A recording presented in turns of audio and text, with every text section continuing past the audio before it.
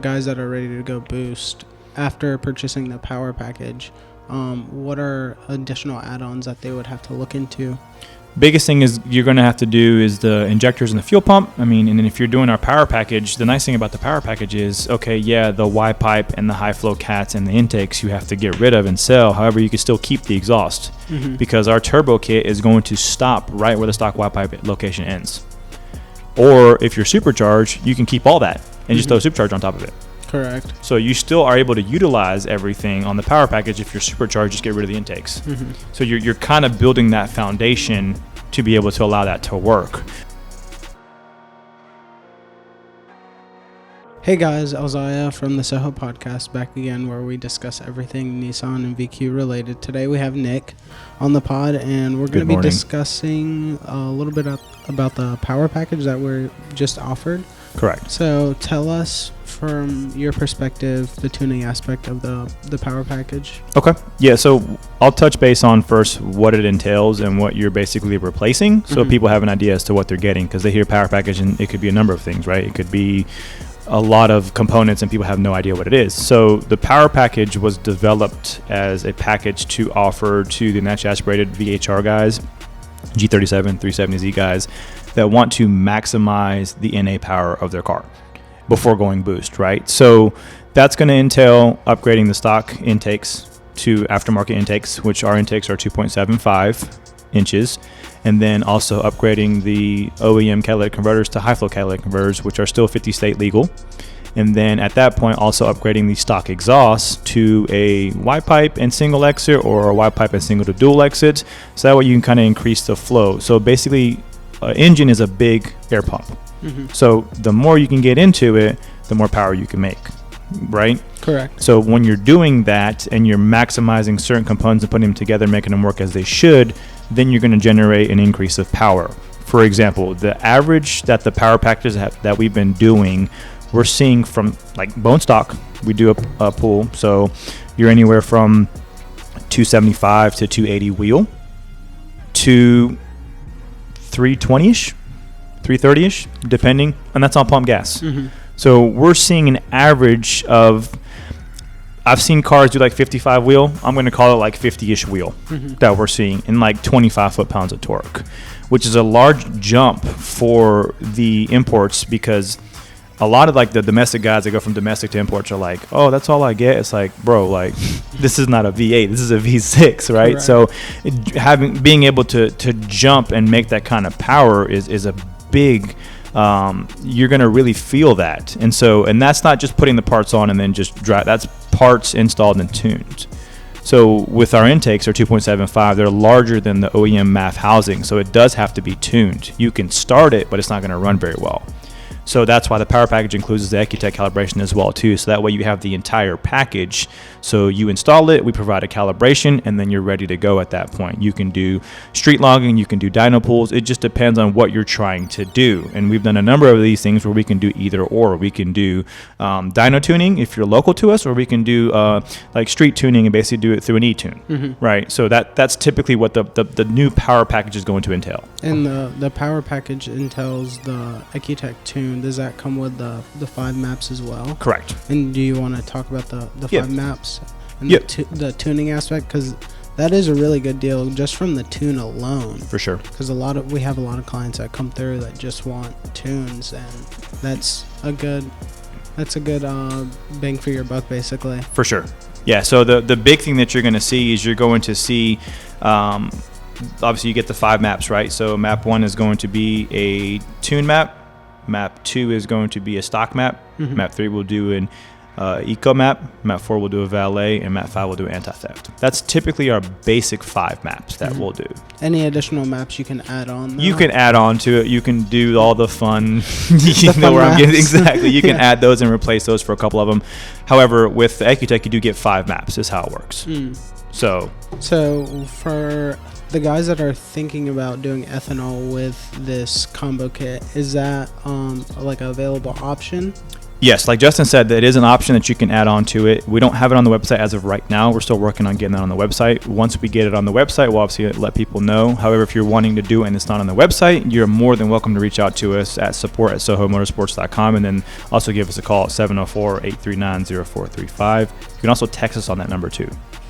So to your point of ethanol, I know where you're going to ask, what are the gains, right? Correct. So I always tell people that when you're doing ethanol, I've seen some cars where they make power, whether it's 5 to 10 wheel, and I've seen some cars that make like 2 or 3 wheel. So it all depends. It all depends on if you're wanting to invest that into the vehicle, because you're talking, most guys will do 600 or 1000 cc injectors and like a 340 pump. Then a flex fuel sensor do it properly.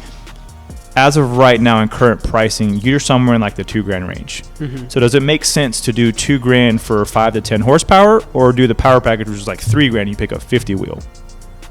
You see what I'm saying? Yeah, I see what you're saying. So do that first, and then if you're tired of that power, save the go force induction at that point. Mm-hmm. It doesn't make sense unless you're like, you know what, I have E85, it's cheaper, I want to get it. Then obviously the math is going to work over the long run, right? Like if you're paying $2 for gas and it's 4 for 93, over the long run you're going to save money, and that may be why you want to do it. Mm-hmm. If you're just doing it to gain power, then it may not make sense when you run the numbers, because you're more than half of what the power package costs. That is true. So power per dollar right there. Correct. The power package is more efficient. Yep, and you're only picking up a fifth of the power, right? You're picking up 10 wheel compared to 50 at that point. So with the power package, does that have like room to grow power wise? Like you can do headers, which we have just got done developing our first set of headers for the VHR. We have them built here, so that'll be something that we'll start pushing out to guys that want to run aftermarket headers that do have the VHR flanges. So they're can you talk more about the headers? Yeah, so I'll keep it brief. However, they are VHR headers. They're 2 1/4 as far as the overall diameter of them, and so they're made obviously for making power for guys that want to go boost, or even for guys that just want to upgrade their headers at that point. There were a couple on the market that basically have just the DE flanges, and so we wanted to bring something out that was a quality component and also had the VHR flanges, so that way you don't have to swap the back half after the headers to make it work. Because a lot of them, if you have a VHR and you put other headers on there, you have to change them because the flange is different. It's a DE flange. Correct. Ours has a VHR flange, so it'll bolt right up to what you already have on the power package. So to your point, if you wanted to grow into it, the headers would be the next thing. So talking about the power package, for the guys that are capped out on the power package and want more power, what's the next step for them? It's always going to be either forced induction or it's going to be nitrous. So guys can go supercharger, turbocharger, or they can go nitrous. You could do like a 50 to 100 shot in the VHR and it'd be all right. The biggest thing is you got to watch out as far as the automatic transmission guys, because you're going to hit a torque limitation that'll cause these VHR transmissions to have failures. However, VR swapping the transmission will take care of that. Have you seen any VRs with like nitrous on it? We have not. Most of the ones I've done with nitrous have been VHR. So if you're doing a VR with nitrous, that car is going to move. So especially like a 100 shot. So with the nitrous, because a lot of people are scared of it, a lot of people aren't. What is your recommendations on it? So if you're going nitrous, I would recommend doing a wet shot. Don't do the dry shot. There's a lot that can go wrong very quickly with the dry shot, whereas the wet shot does incorporate the fueling to it whenever you do spray it. So you have a little bit of lenience to it. It's still, you have to be very careful. You got to get the bottle pressure up. You got to make sure the temperatures are okay. If you install the kit properly and you get all the proper gauges, then obviously it's very straightforward. The only downside of it is you have to fill your bottle up. Yeah. Is the consistency pretty even? If you get it to where everything needs to be at on proper pressure and proper temperatures, yes. It's when you don't have that proper temperature and proper pressure that you won't spray it properly and all that stuff. So you got to make sure it's consistent as far as having the proper pressure and temperature and all that stuff. So with the guys that are ready to go boost, after purchasing the power package, what are additional add-ons that they would have to look into? Biggest thing is you're going to have to do is the injectors and the fuel pump. I mean, and then if you're doing our power package, the nice thing about the power package is, okay, yeah, the Y pipe and the high flow cats and the intakes you have to get rid of and sell. However, you can still keep the exhaust because our turbo kit is going to stop right where the stock Y pipe location ends. Or if you're supercharged, you can keep all that and just throw supercharge on top of it. Correct. So you still are able to utilize everything on the power package. If you're supercharged, just get rid of the intakes. So you're kind of building that foundation to be able to allow that to work. So it's not really like you're getting rid of a lot. The biggest things you're going to get rid of is if you go turbo. However, you're able to kind of sell those pretty quickly. Yeah. And our parts do hold their value. Correct. Because they're high quality parts. For sure. And built in America too. So that always holds a value there. We were talking about that last podcast with Justin, and we said, and so I'm going to ask you the same question. Whenever you are looking to purchase parts for even your personal car, what are the key things that you look for? I'm a real big supporter of things being built in the U.S. A lot of things are exported outside of the U.S., and I just feel like that's not a good thing, because if we're trying to develop our economy and build our economy, we want to keep it in the United States. That is true. So I look at that. I mean, pricing is going to be a big thing. However, pricing and value is where it really gets me. Like, if the value is there, the price becomes secondary. Now, guys may be like, oh, that sounds like it's... Anything in life, if you look at it and it has a value behind it, you're going to pay for it.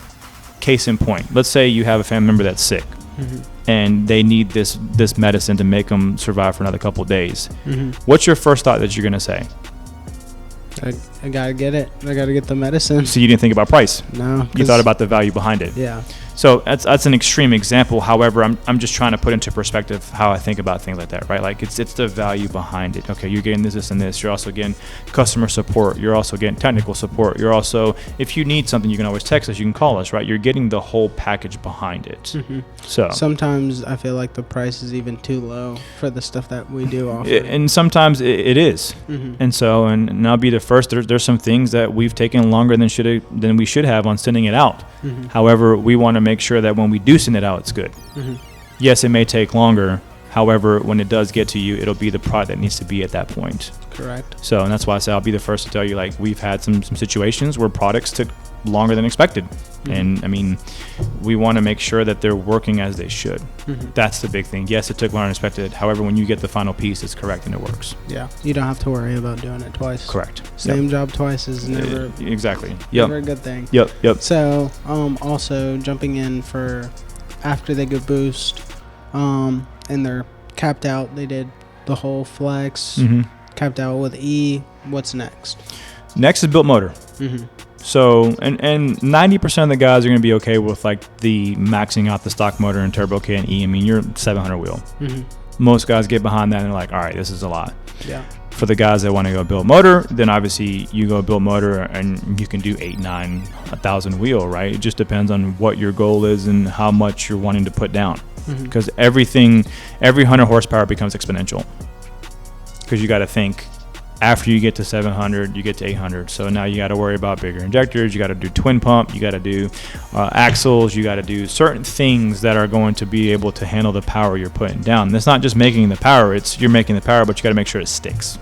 Correct. Because you can make all the power you want, but if you can't use it, then correct, it's pointless. And the big thing with the VHRs is you get to a certain point where you'll start breaking input shafts. You break an input shaft, and then you get a billet input shaft, and you break third gear, and then you break first gear, and then you break axles, and then you break drive shaft, and then you break. It's a whole list, right? So it just depends on what you're wanting to accomplish out of the car and how far you're wanting to go. Because like I said, it does get exponential to do it properly. You can make the power and it'll spin and do all this and things will break and then you replace it and all right, great. However, to do it properly, you have to incorporate and think about all the other items that are going to fail as you're increasing the power. Correct. That's the big thing. So talking about the built motor stuff, high compression, low compression, what's recommended? It's a good question. So low compression was a thing of the past. Back in the earlier days, people were thinking low compression because obviously we didn't have the proper fueling for that. And so the thing with low compression is to make the same power on a high compression motor, you're having to use a lot more boost. So, for example, I'm going to use this as an example. Don't nobody hold me to it and say, oh, your math is off or whatever. Let's say it takes you 20 pounds to make 600 wheel on a low compression motor, 8.5 to 1. On a high compression motor, it could take you 10 to 12 pounds because now you have a higher compression. So it doesn't have to fill that cylinder as much, but when it does fill it, it's more compact. Does that make sense? So it uses less because of how compact it is. Correct. It's more the piston has a bigger dome on it, so it can pressurize everything coming inside that motor a lot better and make more power. Because what is power? It's how fast you can shoot that piston down to basically make the power in an engine. So if you have a bigger dome up top and you're filling the same amount of air, it's going to require less boost to make the same power. That's how it works. So that's the easiest way to explain it. Now, there's more technical ways. There's other ways you can talk about it. That's the easiest way to explain it at that point. Well, that's good information. Yeah, for sure. Thanks for coming on to the pod, and can't wait to do the next one. For sure. Thanks, guys, for watching, and we'll see you guys on the next one. Sounds good.